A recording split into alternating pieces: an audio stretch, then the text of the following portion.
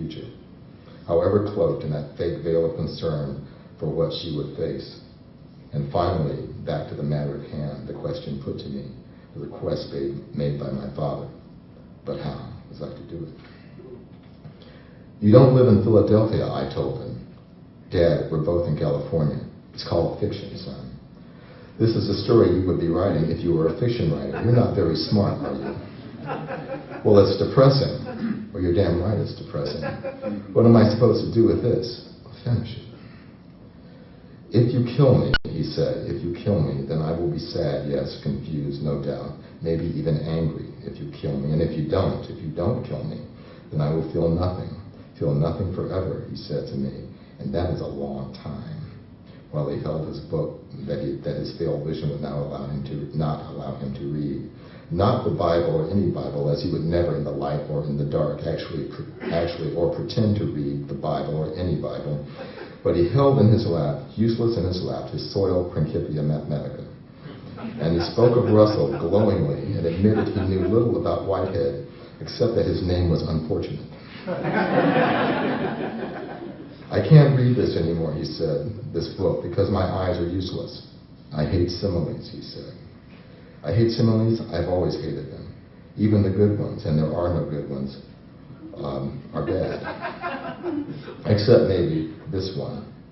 His useless eyes narrowed, and he said, I sit here, useless, like a bad simile.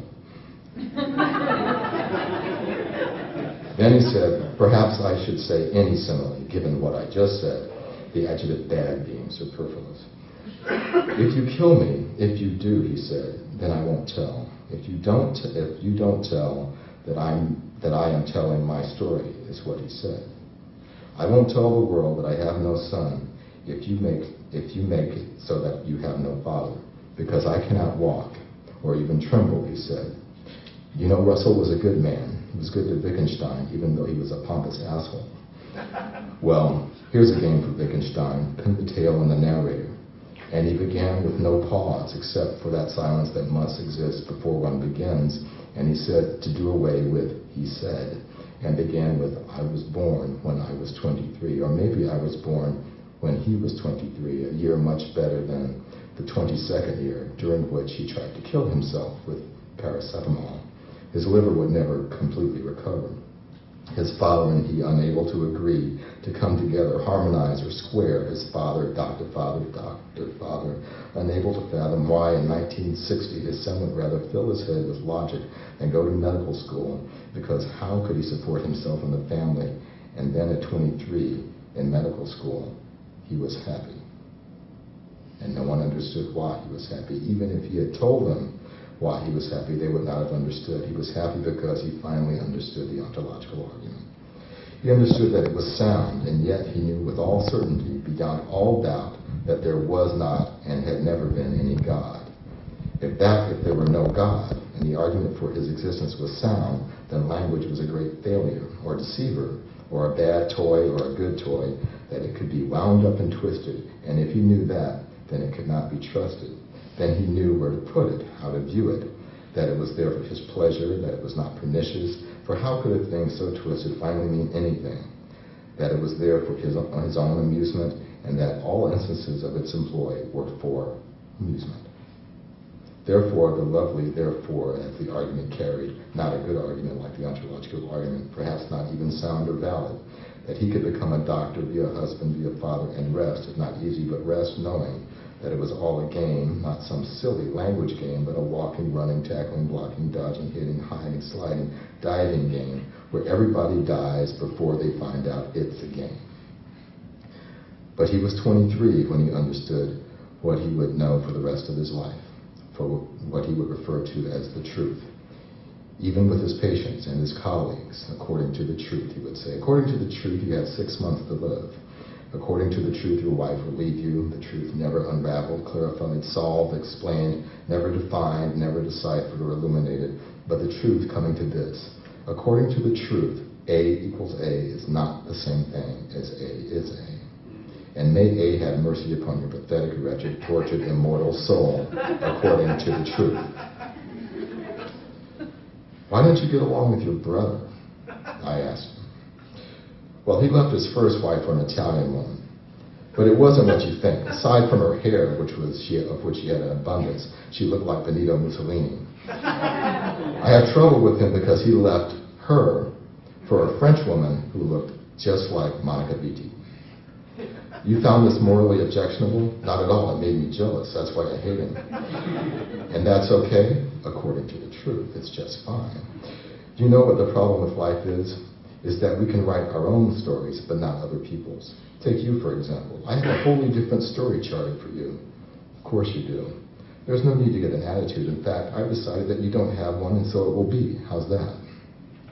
Makes things easier. Well, that's more like it. I never should have become a doctor. Dad, you're not a doctor. Not now. What's that supposed to mean? I'm an old man. You tell me. Regardless of what you've heard, wisdom does not come with age. Wisdom comes from periods of excessive sexual activity. I think I knew that, I told him. That's the you I like. The funny you, not the you who mopes around wondering how you're going to take care of the sad business at hand. What I wouldn't give to get laid. Dad, I know my pecker's dead, and so am I, but I guess I don't know it. Tell me true. Tell me I'm dead, all frozen in blue. Tell me I'm rigid, stiff as a board, and playing croquet on the lawn of the Lord. You see, I don't even capitalize God when I'm speaking. Did you just make that up? What the fuck does that matter? If you must know, it's from Hamlet, Act 200, Scene 59. You see, I have this one finger that works, a shutter finger, and so I want a camera, he said to me. Both of his hands, as a matter of fact, worked, along with much of him. I want to start taking pictures, he said, and I told him that was a great idea, and so I bought him a camera, a digital Nikon, as all cameras are digital now. He making a mock complaint about wanting film. I want the chemicals and everything, he said, but finally made nothing of it, holding the camera in his lap, failing to look through the eyepiece or at the little screen, and snapped away. I'm chronicling all that my lap sees. Indiscriminate and unjudging, no framing, no pictorial editorializing, just mere reception of, if not reality, then the constituent elements of what we choose to call the world.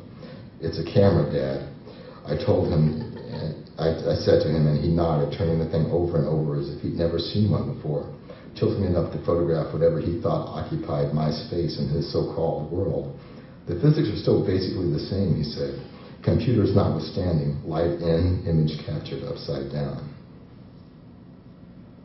Every painting has its own lawfulness, its own logic, its own rules. It could have been that I established such logic for my canvases, but I admit that I really do not know. To even consider this away from any singular painting is the cruelty of abstraction, the cutting into the flesh of reality. For as I abstract towards some understanding, I necessarily lean towards some example, and as I so lean, the whole foundation of my argument topples under the weight of the sheer inadequacy of my example. No one thing represents all things, not even within a class, it turns out.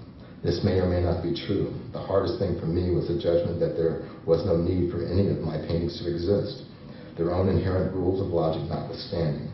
I would argue to myself that my expression was but a small participation in the human attempt to move beyond the base and vulgar, purely animal, as if that were a bad thing, and short existence on this planet.